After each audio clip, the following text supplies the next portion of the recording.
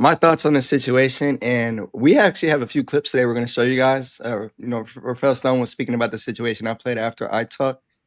But yeah, my first thought, the Rockets trade Cam for 2 seconds. Of course, it seems like this is like, definitely underwhelming. We have this talented guy who just went for 2 seconds. And I see the context on the situation, like, hey, the Rockets was laughing. we give this guy all these meetings and we met with him consistently. We said, hey, this is your role, Cam. We want you to do this. We want you to be more of a team first player, Cam. And this is a season issue. It wasn't going well. We sent him to the G League, try to get him some playing time there, send him back up. Still wasn't really playing team hoops, and boom, he's not really in the rotation.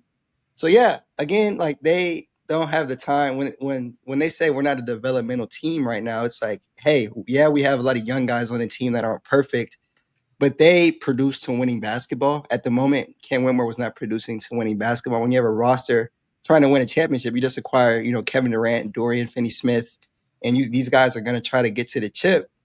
Cam is not going to have the opportunity to really play through his mistakes. And that's not fair to a 20, 21-year-old now who has a ton of potential, as we all think. And Washington, I think, is a perfect situation for him to play through his mistakes. They're not trying to play winning basketball. They're just trying to get these youngsters up and running. I think they have like 8 guys, 22 or younger. They're like the new Rockets all of a sudden. Will compliments them all the time. They're doing really good with their rebuild.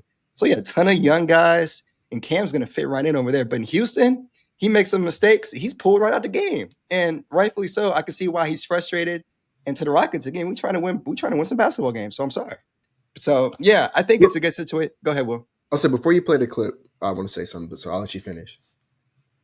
Yeah, I saw a lot of people were frustrated, and I understand it. But for Rafael Stone to send this kid to his preferred destination, and took less value. Again, his value wasn't high. They tried to send him to Phoenix, and they said, "Look, give us the second round picks." That's what Phoenix said.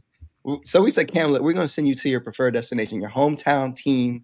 Go ball out," because it wasn't going to work out here in Houston. And it's something Rafael Stone has done time and time again in Houston. He sends these guys to their preferred spot. We're going to ignore the Phoenix situation with Jalen Green. That does not count. But like in situations where a guy wants out, he's going to give them the, hey, where do you want to go? I got you. So I really respect that. By the way, Brad, just on that point, what you mentioned, Rafael Stone sends them to their preferred destinations. We've seen other examples of that.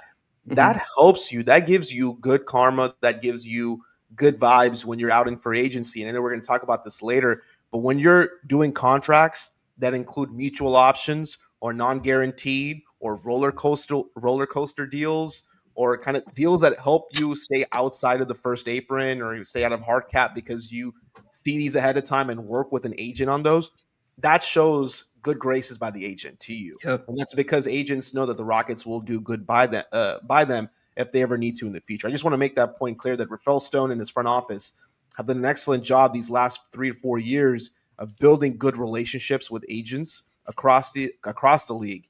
And I think this offseason, when we talk about the contracts, is a good example of that. But I know we got to get to that clip. So Rafael Stone talked a lot this week. We have a big clip to show everybody, right? Let me say one thing before we get to that. And go ahead, Will. Go ahead.